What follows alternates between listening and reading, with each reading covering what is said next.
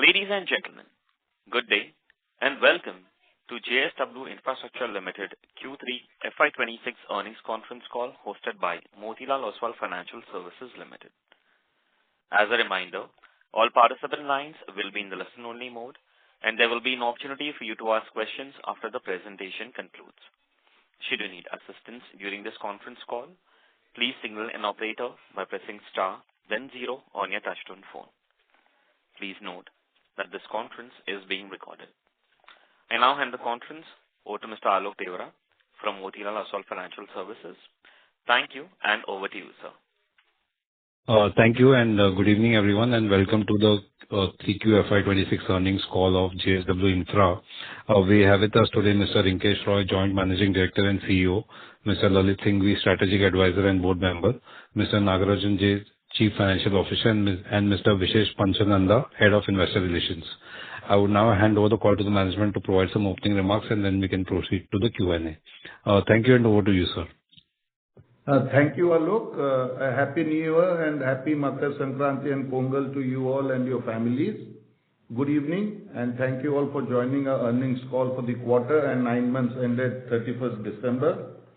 The global economy remains in a phase of gradual adjustment shaped by uneven growth across regions, stabilizing monetary conditions, and ongoing geopolitical uncertainties.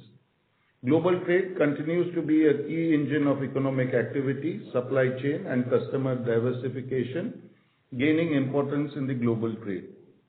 India's economic environment remained resilient, supported by strong domestic consumption and sustained government spending. Exceptionally low inflation with CPI in the vicinity of 1% provided room for monetary easing, enabling the Reserve Bank of India to further cut the repo rate by 25 BPS in December, while maintaining a neutral stance to balance growth and stability. On the rail cargo side, different initiatives like the liberalized special freight train operator framework are encouraging private participation and specialized wagon investments. These schemes are already showing traction, with new operational flexibility introduced under LSFTO to optimize steel and bulk cargo movements. Indian Railways freight performance continues to strengthen India's economic backbone, with cumulative loading this year crossing the 1 billion ton mark in November 25. At JSW Infrastructure this quarter, we strengthened our presence across both business segments, ports and logistics. In the ports business, we have entered into an agreement with Mineral Development Oman to develop a greenfield port with a capacity of 27 million tons per annum, backed by an investment of $419 million. Additionally, I am pleased to share that we have successfully completed construction at the JNPA liquid terminal, and a final commissioning certificate is awaited from the authorities. Regarding our ongoing projects, the 302-kilometer iron ore slurry pipeline continues to progress steadily and remains on schedule. To date, 227 kilometers of welding and 205 kilometers of pipeline lowering have been completed. One of the key long lead items, the electrical pump, has also been delivered to site. The project is on track for completion by March 27. Once operational, it will significantly improve the efficiency and reliability of iron ore transportation. Meanwhile, the construction activities at the Jatadhar port are in full swing, with pile foundation work completed by 40% and 5.6 million cubic meters of dredging being completed, with a work completion target of March 27. As communicated earlier, our operations and maintenance contracts in the UAE at the ports of Fujairah and Dibba have delivered strong operational performance. Notably, the port of Fujairah has exceeded its minimum cargo volume commitments, reflecting strong throughput and efficient handling. This outperformance resulted us to benefit from a share in the profitability generated from the incremental cargo of 0.8 million tons, further enhancing the commercial value of our engagement at the port. In our logistics business, we have expanded into the rail rake segment by acquiring 100% equity in 3 entities from the group at an enterprise value of rupees 1,212 crores. This acquisition provides immediate access to Indian Railways GPWIS and LSFTO schemes, along with long-term licenses under these programs. The target entities hold a fleet of 22 rakes as of December 25, with 3 additional rakes to be delivered this quarter, taking our total count to 25 rakes. We expect the closure of the acquisition shortly. Additionally, our subsidiary Navkar Corp has received a letter of acceptance for the development of a Gati Shakti multimodal terminal on railway land at Somathani. At Kurtini, which is near Bellary, first container rake was flagged off, marking the first private rail terminal in the region. At GCT Arkonam, the setting up of railway track work is 90% completed, and we expect the rail operations to commence in Q4 of FY'26. Overall, JSW Infrastructure handled 90 million tons of cargo during the period April to December 25, marking a 5% year-on-year growth. The growth was driven by strong performance at Southwest Port, Dharamtar Port, and interim operations from JNPA and Tuticorin, while the growth was offset by subdued cargo volumes at the Paradip Iron Ore Terminal, which saw a decline of approximately 3.9 million tons due to challenging macroeconomic conditions in the seaborne iron ore export market. However, the recent monthly trends in Paradip Iron Ore are encouraging, with monthly volumes of 0.8 million in November and 1 million in December. Logistics segment, which is mainly Navkar, delivered a standout performance during the period April to December FY'26, marked by a strong operational volumes. The total EXIM cargo volumes reached 245,000 TEUs, representing a robust 23% Y-on-Y growth, and domestic cargo volumes stood at 1.07 million tons, up 35% compared to the same period last year. The operating EBITDA for the 9 months stood at 78 crores. Overall, on a consolidated basis, our operating revenue was rupees 3839 crores for the 9 months of FY'26, representing a 20% Y-on-Y growth. Operating EBITDA for the period stood at 1834 crores, marking a 13% increase, while net profit reached 1123 crores, reflecting a strong growth of 11%. Following a detailed review of the progress achieved across our port expansion and capacity enhancement projects, and in light of the strong and consistent performance delivered by the logistics segment, we have gained improved visibility into a medium-term growth trajectory. In parallel, we have been cognizant of the feedback from many of you regarding growth outlook for FY'27 and FY'28, with FY'28 representing a landmark year in our expansion journey. Taking this external feedback together with our internal assessments and operating momentum, we are pleased to formally articulate our operating revenue and EBITDA guidances for FY'27 and FY'28, reflecting disciplined execution and a continued focus on value accretive growth. We are targeting a consolidated revenue of rupees 5,400 crores and operating EBITDA of rupees 2,600 crores for FY'26. Building on this FY'26 base, we anticipate EBITDA growth of approximately 15% in FY'27 and expect it to double approximately by FY'28. This outlook reflects our confidence in strong operational performance, clear visibility of growth projects in the port business, and our ability to transition rolling assets from CapEx to EBITDA contribution in the logistics segment. With this, let me hand over to Mr. Nagarajan to take you through the financials and other details. Thank you, sir, and good evening, everybody. Let me first talk about our port business. In Q3 FY'26, the company handled cargo volume of 31.7 million tons as compared to 29.4 million tons for the quarter ended December 24. The 8% volume jump was primarily driven by strong performance at Goa, Dharamtar Port, and also overseas operations. Additionally, interim operations at Tuticorin Terminal and JNPA Liquid Terminal contributed positively. Despite these strong contributions from key ports and terminals, growth was impacted by lower volumes at our Paradip ports, which is the iron ore and the coal terminals. Third-party cargo went up to 15.7 million tons from 14.3 million tons, representing a 10% growth, and the share of third-party volume stood at 50% versus 49% a year ago. The growth in cargo volume and the change in volume mix resulted in a 9.9% YOY increase in operational revenue, which stood at 1164 crore in Q3 FY'26. Operational EBITDA for the port segment was at 611 crores, up from 570 crores and increased by 7% on the back of strong operational performance at both Dharamtar and Southwest ports. Navkar Corporation delivered a strong operational financial results in Q3 FY'26. Total EXIM cargo volumes reached 85,000 TEUs, representing a jump of 19% YOY basis. Domestic cargo volumes stood at 405,000 tons, up 45% compared to same period last year.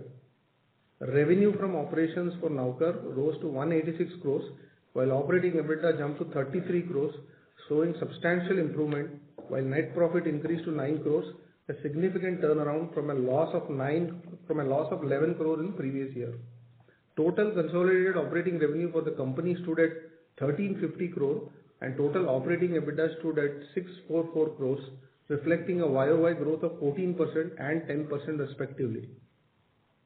Consolidated depreciation was at 164 crores versus 138 crore previous year, increase being primarily on account of consolidation of Navkar Corp and capitalization of our covered shed project at SWPL Goa.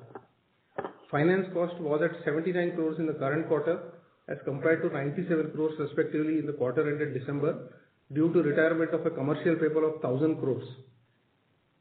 During the quarter ended December 25, we recognized a forex loss of 14 crores, primarily driven by the fluctuation in USD INR exchange rate.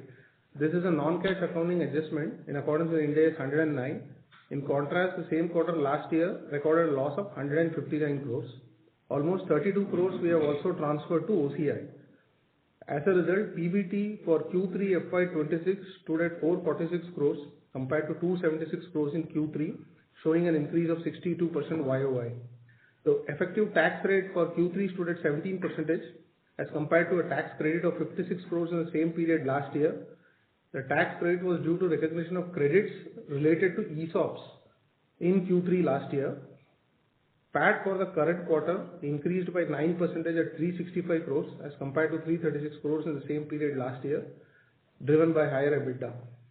The aggregate financial commitment across all growth projects encompassing awarded work orders and procurement of materials stood at approximately 4,000 crores and a capex spend of 1,383 crores up to December 2025. As of December 25, we have a net debt of 1,888 crore with a net debt to operating EBITDA of 0.76 and one of the strongest balance sheet in the sector. This coupled with steadily increasing annual cash flows from the current asset base, we are well positioned to pursue a growth plan to enhance our present cargo handling capacity to 400 million tons and parallelly grow our logistic business. With this, I request the operator to open the line for Q&A. Thank you.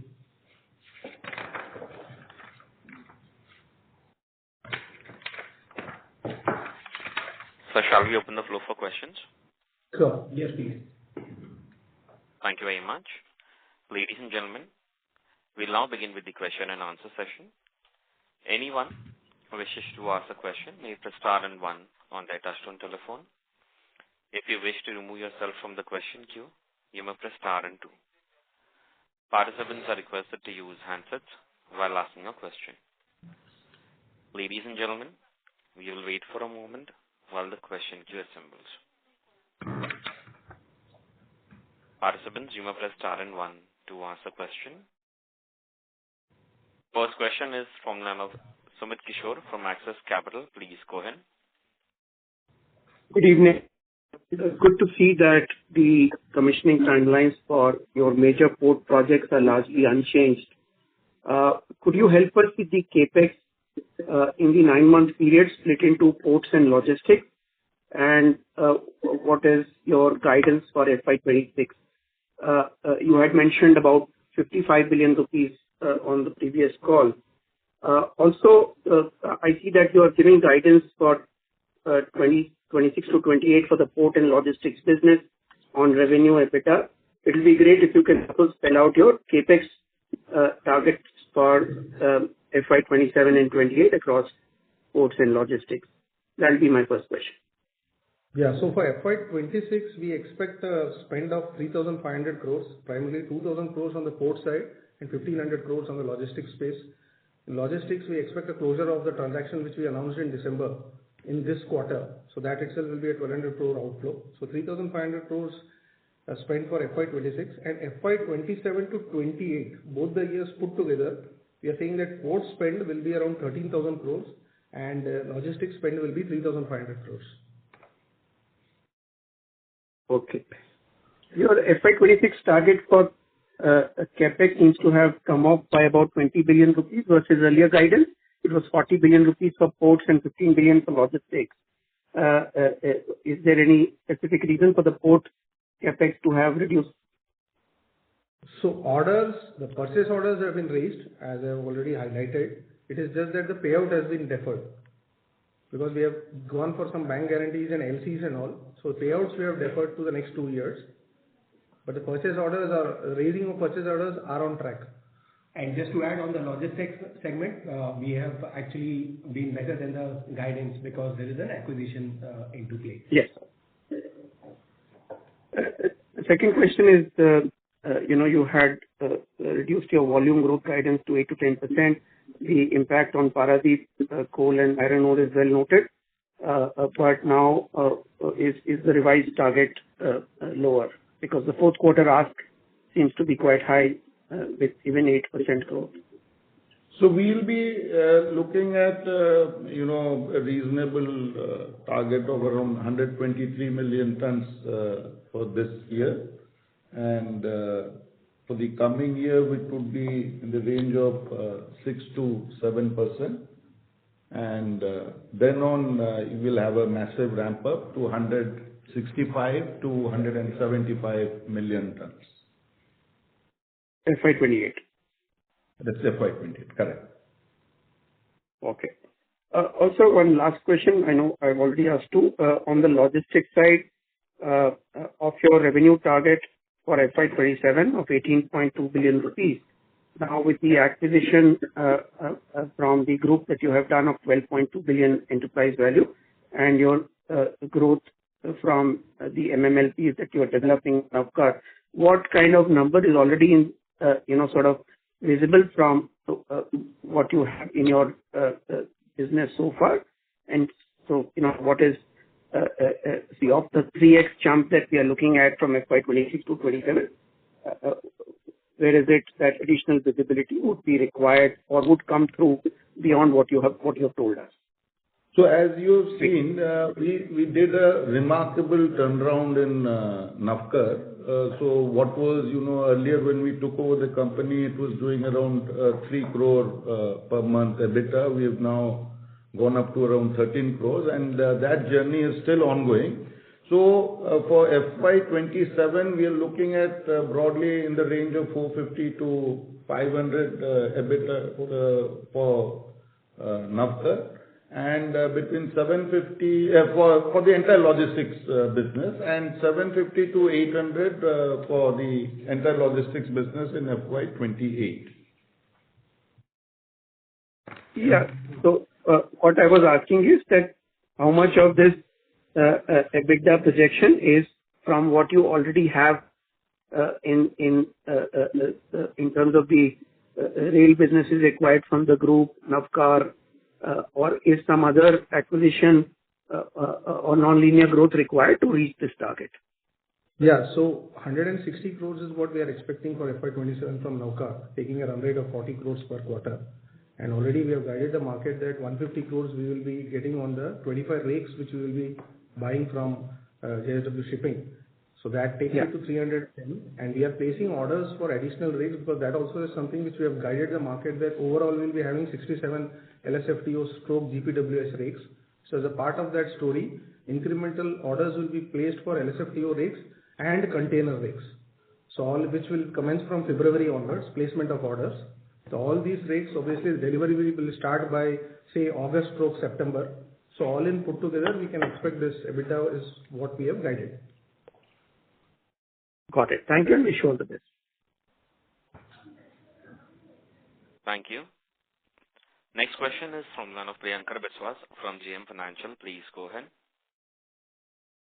Thanks for the opportunity, sir. And of course, I would say quite a good turnaround in Navkar in particular. My question actually builds on, let's say, Sumit's question earlier. Since you have given us more or less a roadmap like 700 crores of EBITDA in logistics, can you further elaborate like how does this 700 crores goes to, let's say, the eventual target of 2000 crores by FY30? Like what sort of contributions will come from the GCTs, the containers? If you can share some more details like GCT economics, how does it work? If you can slightly elaborate. Broadly, if you look at the entire logistics business, there are three main components. One are terminals, and number two is the rakes, and number three are the physical containers. So these are the three main components which drive the logistics business. So in each of the three components, we have fixed a target ratio so that we end up broadly having around 25 terminals across India in the next 3 years. Similarly, the rake fleet, we're looking at upping it over 200 plus, including LSFTO and container rakes. And the container, physical containers, that we're looking at upping it to close to 8,000 to 10,000 acquisition over the next 3 years to get into that EBITDA number. So as and when we have been applying and getting all these terminals through bids and acquiring something, so these numbers are holding true, and we are finding that we'll be able comfortably be able to achieve these targets. So, sir, if I may just ask, with 25 terminals, let's say, when you put it in place by FY29, what sort of EBITDA we should be able to make in the terminal space itself? So Priyanka, so roughly just to give a breakup, so 50 container rakes, we are targeting a 200 crores EBITDA from FY28 perspective and so 50 container rakes, and 50 LSFTO rakes, we are looking at around 275 crores of EBITDA. Just a breakup I'm giving, so that 200 plus 275 stands at 475. Navkar already will clock around 180 crores in FY28. Plus the terminals like Kurtini and a few more which we have, that will all take us to 700 crores. And these are all terminals which are growing up, and we'll be having around 6 to 7 of them which will all be in the expansion phase. Gradual ramp up phase is what I can say. Okay. So the drivers which for the first 2 years will be coming from this container rakes and the LSFTO rakes, because the lead time is just a few months. Whereas the ICDs and the CFS, the EBITDA driver will be coming more in FY29 and 30, because by that time the construction would have happened and the contributions and EBITDA ramp up will begin. Okay, that's very clear. So broadly, it would mean like in a steady state, maybe almost close to, let's say, 1,000 odd crores can come from the terminals itself, like broad understanding, like FY30 or something like that. Stopping at this 50 rakes on container and 50 rakes on LSFTO. Obviously, it's a matter of as and when the routes are mapped in, we can always go and buy out more container rakes and more LSFTO rakes. Okay, sir. And if I may just squeeze one more in. So for the port segment, you are roughly highlighting 2,485 crores in FY26. And then this port's EBITDA is crossing 4,000 crore levels in FY28. So if you can elaborate, which are the key ports, in your opinion, and or let's say contributions from slurry pipeline, if that is included. So how do we reach this 4,300 odd levels? So if you can just elaborate a bit. That's my last question. Yeah, so slurry, we have a take or pay contract which can throw out 800 crores if constructed on time. Jatadhar can give another 300 to 400 crores. And the rest of the two brownfield expansions which are happening at Dharamtar and Jaigarh can give out the balance numbers with a 50% capacity utilization, because we expect the steel business to commence in the second half. So that is the way we have calibrated our numbers for these two ports, i.e. Jaigarh and Dharamtar. Okay. That's very clear, sir. Thank you for the detailed answer. Thank you. Next question is from line of Aditya Mongia from Kotak. Please go ahead. Good evening, everyone, and thank you for the opportunity. I'll go ahead with my questions. The first one being on the port EBITDA margin. It seems as if there's been a YOY decline that has happened. So just wanted to get a sense as to what is driving it. Is it something linked to pricing trends that you are discovering, or other factors beyond it? Yeah? So the growth, if you see, has mostly come from low EBITDA terminals at JNPT or at Tuticorin, and that is the main reason why you're getting the EBITDA margin is lower. It's not a major lower, but marginal it has reduced. Also, in Q3 of this financial year, in one of our MBCs in Jaigarh, we have taken a repair of 8 crores. So that was a one-off item incurred in this quarter. Also in Paradip coal terminal, we have taken some preventive maintenance to the tune of 8 crores. So these are two expenses to the tune of around 17 crores, which have been incurred in these ports, which have been booked in Q3. So this is like a one-time spend, I would say, which should not be kind of taken that it will be recurring in nature. So to that extent, there is a distortion in the percentage. Could you also clarify what is the delta from an ESOP charge perspective on a YY basis in third quarter? ESOP. So last year it was 15.37. Current year it is 5.38. I'm talking about Q3. Understood. So net effect of about 7 crores. Yeah. Okay. Understood. Just a last point of clarity, and maybe then I'll come back in the queue. Just focusing on the standalone financials, which is my sense represents more your Goa operation, correct me if I'm wrong over there, but it seemed as if the incremental gross margins were quite limited over there. Just trying to get a sense whether there is anything to read over there or not. It's a small thing, just trying to clarify. Standalone operations and incremental margins on a YY basis. We couldn't get you. Could you please repeat what you said? The standalone margins, incremental sales and let's say incremental EBITDA coming on a YY basis is pretty low for the third quarter as well as for a 9-month period. Just trying to get a sense of what's driving the same. So it is more to do with a mix, which is again from the subsidiaries only. Otherwise, there is nothing much to infer in that. Sure. Thank you for your response. I will get back in the queue. Thank you. Thank you.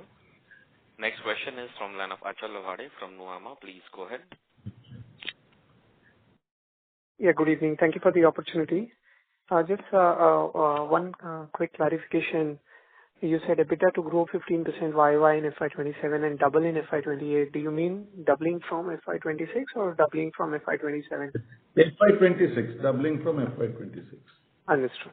Thank you for that clarification, sir. The second question I have with respect to the target capacities, does it require now more, acquisitions to achieve the same, or we are broadly through, now the focus is entirely only on executing the existing project? So we are broadly through. We are now totally focused on completion of this project. And like as I told you, the slurry pipeline, Jatadhar, the terminals, one of the terminals which we have taken on PPP, it's on the verge of commissioning. So we are broadly on track into completing and executing these projects on time.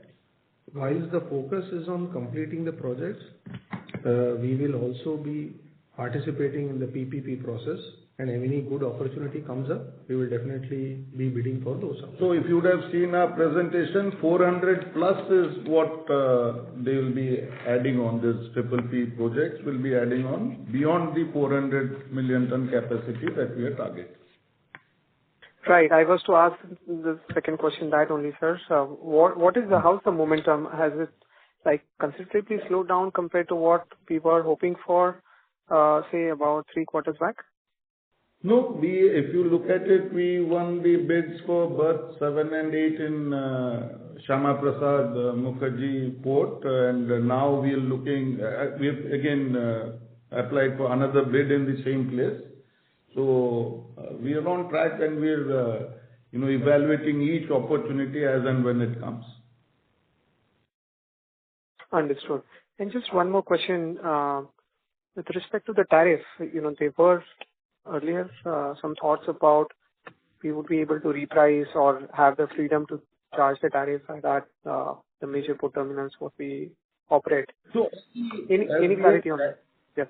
So as we had clarified earlier also, so these are in the new MCA. So the 2 terminals that we are talking of, JNPA and Tuticorin, as well as the one which we won in Kolkata, all the 3 terminals have this clarity on free pricing.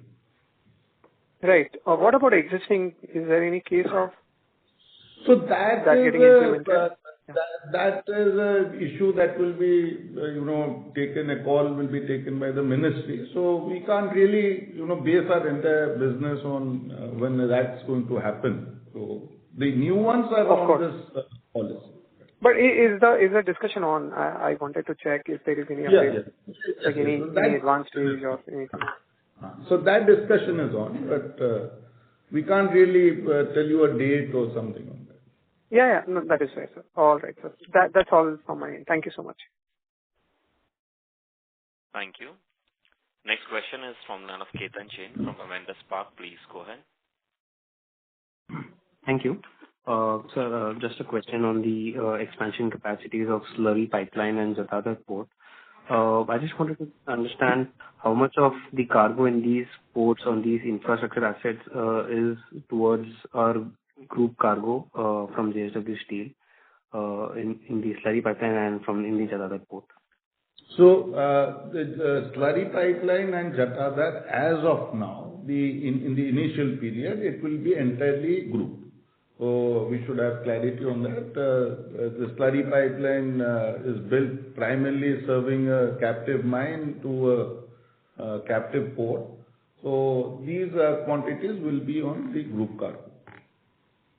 So we expect, let me also further clarify to you, we expect that by 27, 28, we should be landing up into 53 to 55% group versus 47 to 45 third party because of these 2 developments. Understood. And so, sir, is this dependent on existing facilities of JSW Steel, or is it on an expansion project in Odisha, with which these assets will be utilized? So these are with the existing mines, iron ore mines at Nuagaon, and JSW has got iron ore mines at Nuagaon. So that is connected, the iron ore movement is connected to that particular set of mines. And the movement further will be depending on Dolvi or Vijayanagar as depending on the demand. Understood. And just so will this cannibalize the cargo from Paradeep Iron Ore terminal which we already have? No, this is a separate stream of cargo. Understood. Just one because last in the current period, most of the cargo that we got at Paradeep were mostly third-party cargo. It was less of group cargo. So there's absolutely nothing that we're looking at cannibalizing from Paradeep. Understood. Thank you for the response. Just one last question. If you could help me understand the railway rakes segment which we are entering in, about the acquisition. the rationale and the opportunity size in this. If you could just explain a bit about the business model and how attractive this is. So basically, there are two major components on this rakes that we have acquired. One is called through something called the GPWI scheme. So these are called General Purpose Wagon Investment Schemes. So these are currently operating in the eastern area. That is, they serve BPSL and Paradip Port. To Bengal, they carry clinker. So it's a broad, triangulated kind of movement that is done. The balance is of LSFTO wagons. So LSFTO wagons have two components. Here again, we have one group of wagons which deliver iron ore to Vijayanagar and BOBSL. And we have another set of wagons which carry finished steel. So if you look at it, the rationale was that Vijayanagar currently in India is now ramped up production to 18 million tons per annum. So this has now become a single point where you are looking at, an output of 1.5 million tons of steel coming out from that plant. And in that, the majority is being carried by Indian Railway rakes or by road. The margin, the movement through these specialized wagons are very less. So that is where we want to enter, and we want to further ramp it up as we had told earlier. So these numbers we are looking at ramping it up from 25 gradually to 50 and then further onwards moving it up. Similarly, Dolvi on the west coast is also ramping up its production from 10 to 15. So every month you are looking at output of 1 million tons plus coming out from these two locations. And that is where we had thought that we'll enter into this area. Understood, sir. Thank you. I'll get back into the queue. Thank you. Next question is from the line of Aritra Banerjee from Nomura. Please go ahead. Yeah, thanks for taking my question and congratulations on a good quarter with a strong set of numbers. My first question is regarding the slurry pipeline. So if you could please provide a bit of color regarding the, the kind of margin profile or the return profile that one might expect from this asset. So margins will be around 2/3. 2/3. Okay. And sir, another question is based the guidance that you have given for FY'26. So basis that, for 4Q, there seems to be a bit of a higher growth rate of around 20-21% if my calculations are correct. So could you please shed some light on, what will be driving this high sort of growth rate in the fourth quarter for us to meet the guidance for FY'26? Yes. So every year we have been booking in the fourth quarter an income of around 70 to 75 crores, which accretes from one of our contracts with the LNG terminal, which we have at Jaigarh. So this year also it won't be much different because we have a take-or-pay contract with one of our customer at Jaigarh. That will be a lump sum income which will be booked in Q4 to the tune of around 70 to 75 crores. So that is what is skewing your Q4 a bit favorably. Understood, sir. I have a second reason, one last question. So regarding the logistics business, so our 2030 roadmap states a target of around 8,000 crores of revenue. And based on the guidance that they've given till FY'28, so that still, translates into sort of a very steep required run rate for the remaining 2 years, that is FY'29 and FY'30. So will we be including any sort of inorganic acquisitions to reach our longer roadmap target, or would it be coming through all the assets that we already have acquired or we have under us? So there will be further acquisitions or construction of CFS/ICDs, which will be ongoing. And as I said, what we have already announced, that ramp up itself will be happening from 28 onwards gradually. Point number one, plus acquisition of further container rakes and LSFTO rake will continue. Got it. Those were my 3 questions. Thank you and all the best for the remaining quarter. Thank you. Thank you very much. Next question is from line of Mohit Kumar from ICICI Securities. Please go ahead. Hi. Good evening, sir, and thanks for the opportunity. My first question is, what kind of numbers or volumes you are baking in from Jaigarh and Dharamtar due to steel expansion at Dolvi? And do you see any risk of delay in steel expansion by 6 months or sort of? Because it will start affecting our FY'28 numbers, yeah. Around 10 million is what we have baked for FY'28.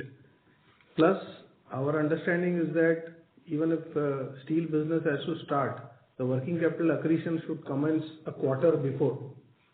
So that is the way we have done our workings. And Mohit, just to add, see the peak cargo that can come is close to 27 to 28 million tons. But in this guidance, on a very conservative side, we have assumed only 10 million tons in first year, which is financial year 28. So just to make a case, if there is a delay of 1 or 2 months, even up to 6 months, this 10 million ton is very, very safe and conservative. That is how we are looking at it. But if you ask me what is the peak potential, this would be 27, 28 million tons. Okay, so basically up to one third. Yeah. Understood. My second question is, you are acquiring JSW Rail business, right? What is the gross block of the asset you are acquiring? And are there any other JSW group which has similar rail business outside of this particular transaction? So gross block is around 830 crores. And as we speak, we have already gotten around 22 rakes, and 2 rakes are expected to come this month, and 1 rake is expected in February. So put together, it will be around 830 crores inclusive of GST. And my question is, are there any other businesses which also have similar logistics business which you might be interested in? And I think JSW Shipping also has some ship, right? Is there any plan to get into shipping and etc.? No, we are not getting into shipping. Mm-hmm.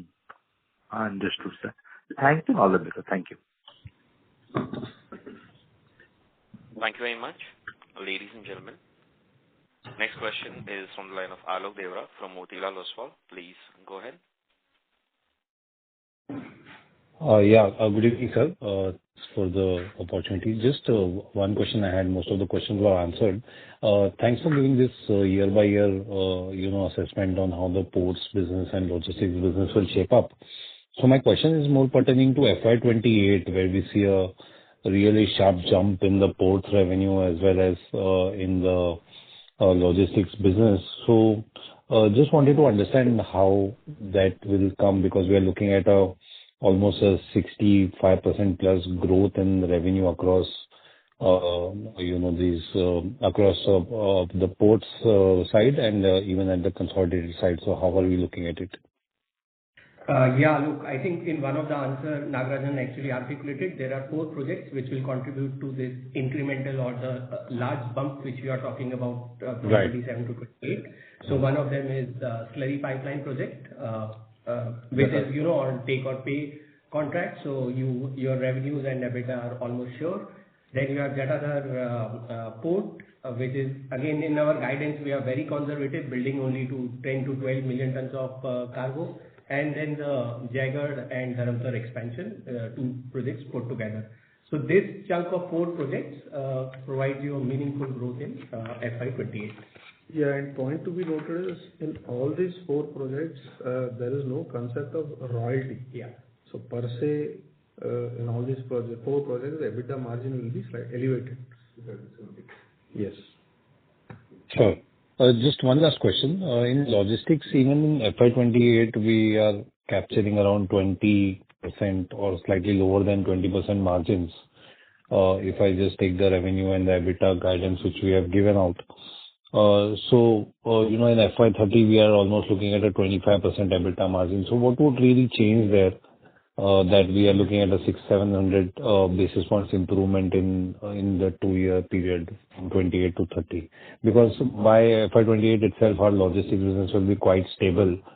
So the margin should be ideally the stable state margin.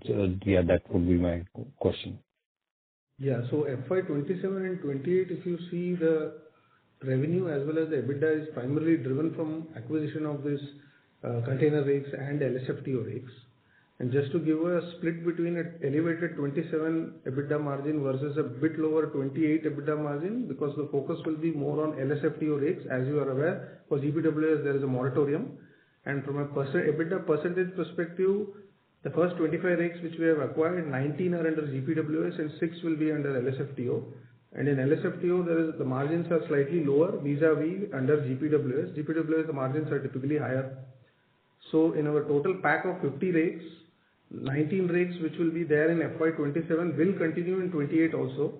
But the incremental 25 rigs is all for LSFTO, wherein the margins will be lower. So that is where you can see the logistic business margin is slightly dropping from 27 to 28, FY'27 to FY'28.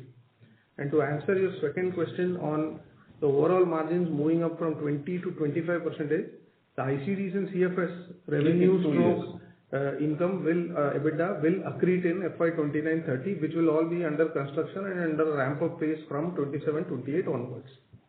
So generally the clearances to get the permission for ICDs and all, they generally take 1.5 to 2 years. So that is where you'll have that terminals and their conversion into ICDs, there being a time gap in that. Sure. Got it, sir. Thank you so much, sir, and all the best. Thank you. I now hand the conference over to the management for closing comments.